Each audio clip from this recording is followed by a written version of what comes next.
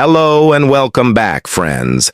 If you've ever spent hours studying grammar rules, memorizing vocabulary, or doing endless exercises, but still felt lost in everyday conversations, this is for you. Let me tell you something real. Fluency doesn't mean perfect grammar. It means feeling confident when you speak. It means using natural, everyday phrases that make you sound real, respectful, and relatable. Today, I'll share 10 powerful phrases that completely change the way I speak English. These aren't academic expressions. These are the tools real people use in real conversations, at work, with friends, or even with strangers. Let's explore each phrase deeply. Why it works, when to use it, and how it can make your English smoother and more confident. 1. I totally get what you mean. Why it works. This phrase is more than I understand.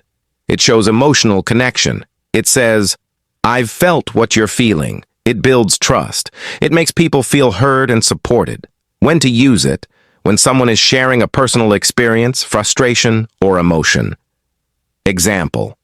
Friend. I'm so tired of online meetings all day. You. Yeah, I totally get what you mean. It's exhausting. Bonus tip. Use it with a calm, empathetic tone. Don't rush. Let your body language match your words. 2. Let's figure it out together. Why it works. You're showing team spirit and support. You don't need all the answers. You just need to be open and cooperative. It makes others feel like they're not alone. When to use it? When facing a problem or question, at work, in school, or even at home. Example, coworker. I don't know how to submit this report. You. That's okay. Let's figure it out together. Bonus tip. People appreciate this phrase because it reduces pressure and builds a we're in this together vibe.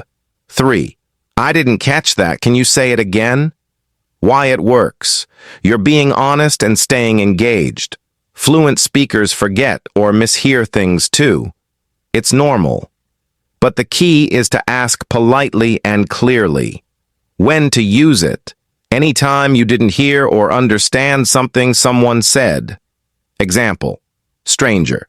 The meeting's been moved to 11:15. You. Sorry, I didn't catch that. Can you say it again, please? Bonus tip. Use a friendly smile and kind tone. You'll sound confident, not confused. 4. That's a great question. Why it works. It shows respect. It gives you thinking time, and it flatters the person who asked it, which makes conversations more positive. When to use it. In meetings, interviews, classrooms. Anytime someone asks something thoughtful. Example, student. Why do we use the passive voice here? You. That's a great question. Let me think for a second. Bonus tip. You can pause after saying this. It creates space for thoughtful answers. 5. I'm still working on it. Why it works. It shows honesty and a growth mindset. You're not saying, I don't know.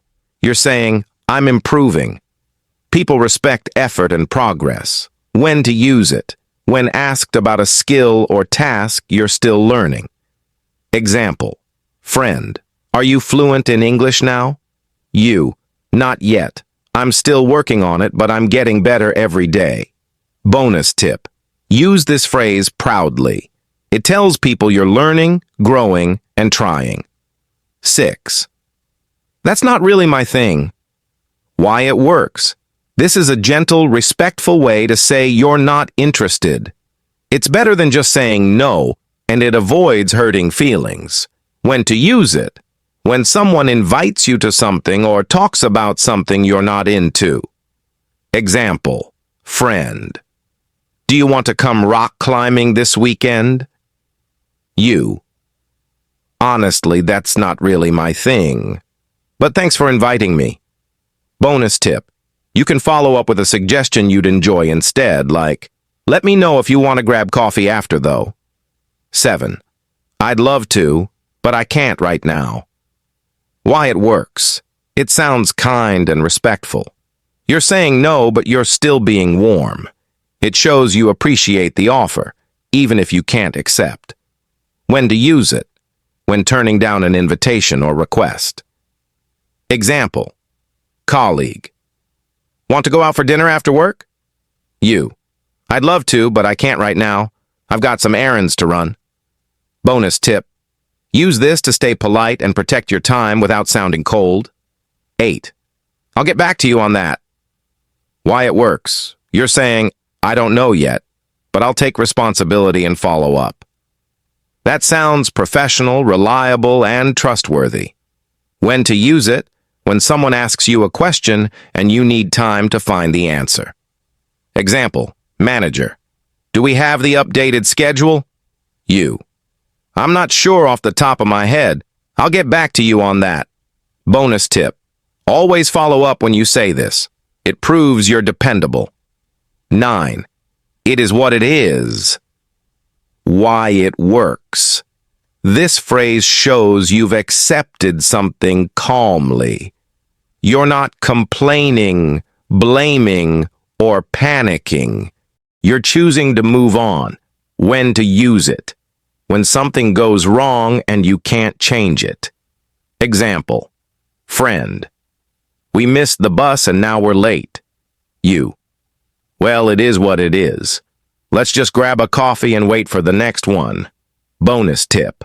Say this when you want to stay peaceful and avoid drama or stress. 10. Let's keep in touch. Why it works. This phrase leaves a positive final impression. It shows you care about the connection and want to stay in contact. When to use it. At the end of a conversation, meeting, or when saying goodbye to someone you just met. Example. New colleague. It was great working with you this week. You. Same here. Let's definitely keep in touch. Bonus tip. Follow up later with a message or invite. That's how real relationships grow. Final thoughts. Speak English that connects. These 10 phrases may look simple, but they've made a massive difference in how I speak English. They helped me stop worrying about saying things perfectly and start focusing on connection, clarity, and confidence. When I use these phrases, I don't overthink my grammar.